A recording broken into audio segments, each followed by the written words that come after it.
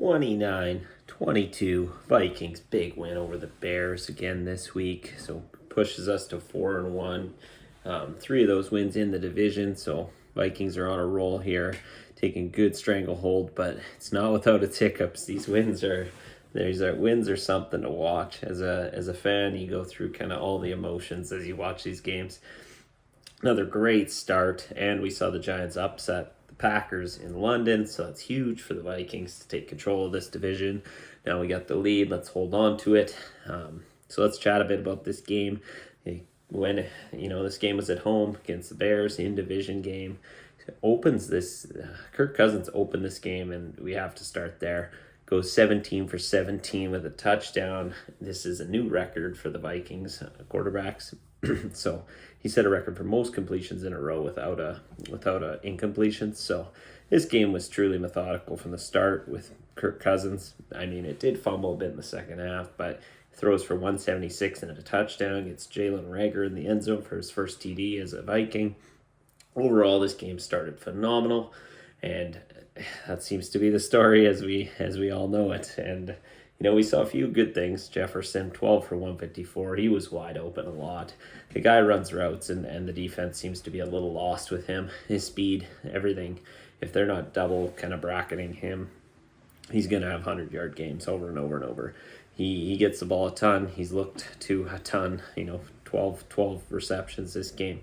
And he was wide open. I mean, if you want to watch some route running, go watch that game.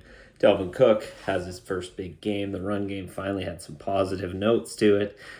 He gets 2 touchdowns, just shy of 100 yards. Madison came in a bit, but mostly Dalvin Cook played. Didn't re-aggravate anything from the looks of it, so that injury looks okay to go through the season. So this was a great win. I mean, for the first time all season, I have to say special teams didn't perform.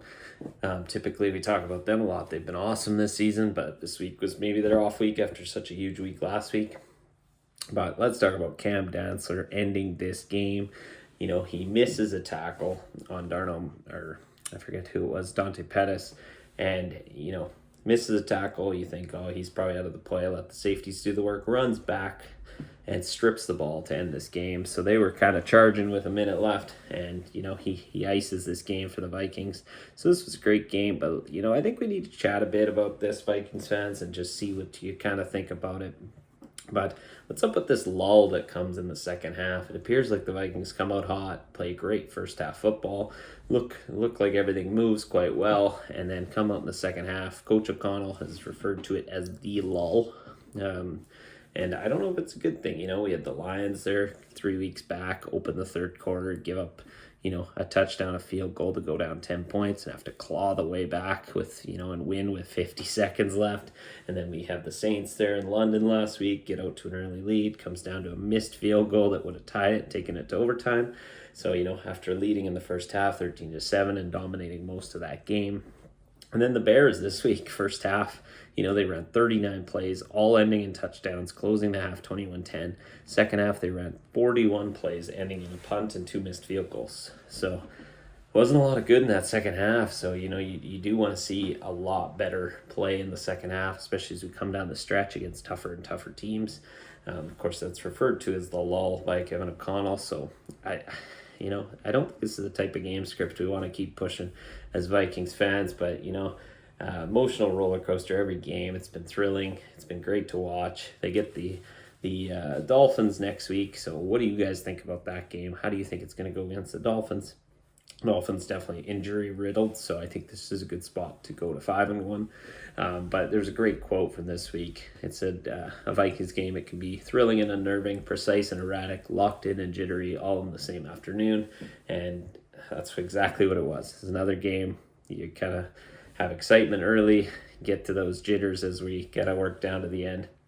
But with all that said, we're 4-1, and let's keep it going, Vikings Nation. So it's been a great season so far, looking playoff bound early, so let's keep it up. So I'm going to ask you guys, what can the Vikings do to overcome this lull as we see it? What can they do in the second half? How can they open the second half, be a little more forceful, be a little more aggressive? Let me know in the comments below. How do we feel about them moving forward? What are your predictions next week against the Dolphins? I think this is a great spot for them. Their offense should be able to run through this Dolphins D, who hasn't been playing overly well. And then, let me know your predictions below too. But, we're 4-1. Let's keep it rolling. Thanks for watching, guys. Really appreciate it. If you like the content, give us a like and a subscribe. It truly helps. So let's go, Skull Nation.